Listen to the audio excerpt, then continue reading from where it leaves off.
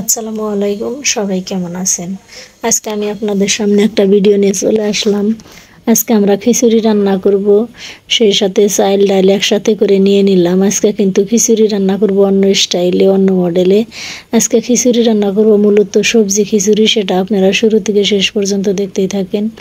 এদিকে চাল ডাল একসাথে মিশিয়ে কিন্তু ধুয়ে নেওয়া হচ্ছে, ভালোভাবে কষলিয়ে ধুয়ে নিতেছি। চালটা ধুয়ে নেওয়া হয়ে গেলে কিন্তু এক এক করে সব সবজিগুলো মশলাগুলো আমি এখানে দিয়ে দিব। আজকে খিচুড়িটা অন্যভাবে রান্না হবে, সেটা আপনারা দেখতেই পারবেন ভিডিওতে। শুরু থেকে শেষ পর্যন্ত আপনাদের দেখার অনুরোধ রইল।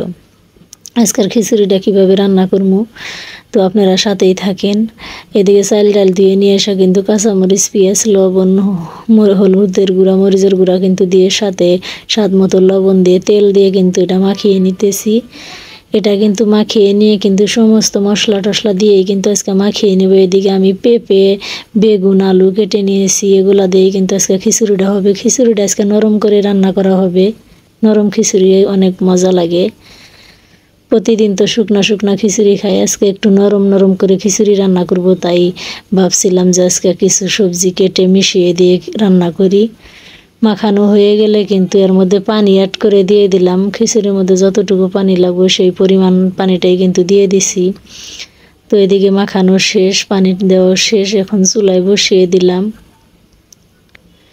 চুলায় বসিয়ে দেওয়া হয়ে গেলে কিন্তু চুলাটা অন করে দিব। এখন খিচুড়ি হওয়ার অপেক্ষায় মেয়েকে পড়তে বসাইছি। এদিকে আমার খিচুড়ি হবে, মেয়ের পড়াশোনাও শেষ হবে। খিচুড়ির পাশাপাশি মেয়ের পড়াশোনাটা হয়ে গেলেই দুইটা একসাথেই হয়ে যাবে। তো এদিকে মেয়ে লিখতে বসছে। প্রথমে আগে বলতেছে লিখবে, তে বললাম যে লিখতে থাকো। প্রথমেই ইংরাজি লিখতেছে। আমার মেয়ে কিন্তু ছোট, বেশি বড় না। ওর লেখাপড়ার পাশাপাশি আমি ঘরের কাজও কিছু শিখাইতেছি। এদিকে আমার খিচুড়ি বলক এসে গেছে। খিচুড়িটা আমি গুছিয়ে দেখে নিলাম যে আসলে কত দূর হয়েছে। মেয়ের কিন্তু পড়াশোনা করতে অনেক সময় লাগে, 6টা সাবজেক্ট, অনেক পড়াশোনা। 6টা সাবজেক্ট পড়তে কিন্তু অনেকটাই সময় লাগে। তো এদিকে মেয়ে পড়তে থাকে, আমি খিচুড়িগুলো ভালোভাবে দেখতেছি, বারবার মেয়েরও পড়া বইলা দিতেছি। মেয়ের পাশে বসে আছি আর এদিকে খিচুড়ি রান্না করতেছি। খিচুড়িটা দেখেন প্রায় সিদ্ধ হয়ে আসছে। একটু মাঝখানে একটু লাড়া দিয়ে দিলাম, একটু নেড়ে নিয়েই কিন্তু আবারও এটা ঢেকে দিব। ভালোভাবে একটু লাড়াচাড়া করে দেওয়া লাগে যেন নিচে না লেগে যায়। লেগে যাবে বিদায়ী কিন্তু আমি এটা ঢেকে দিতেছি, লেড়ে দিতেছি বারবার, আবারও ঢেকে দিলাম। তো প্রায় আমার খিচুড়ি হয়ে আসছে। হওয়ার পথে আবারও খিচুড়িটা নেড়ে দিলাম। এদিকে দেখেন খিচুড়ির সবজিগুলো অনেক নরম হয়ে গেছে। খিচুড়িটা অনেক নরম হয়ে গেছে। এখন খিচুড়িটা হয়ে গেছে, নামিয়ে নিব এটা। খিচুড়িটা নামিয়ে নিয়ে কিন্তু আমরা খাওয়া দাওয়ার জন্য চলে যাব। দেখেন খিচুড়িটা আসলে অনেক সুন্দর হয়েছে, কত সুন্দর হয়েছে। খিচুড়িটা দেখেই বোঝা যাচ্ছে যে আসলেই খিচুড়িটা মনে অনেক মজা হয়েছে। না, আসলে অনেক সুন্দর। চাল ডাল সবজি দিয়ে খিচুড়ি রান্নলে অনেক মজা হয় খিচুড়ি।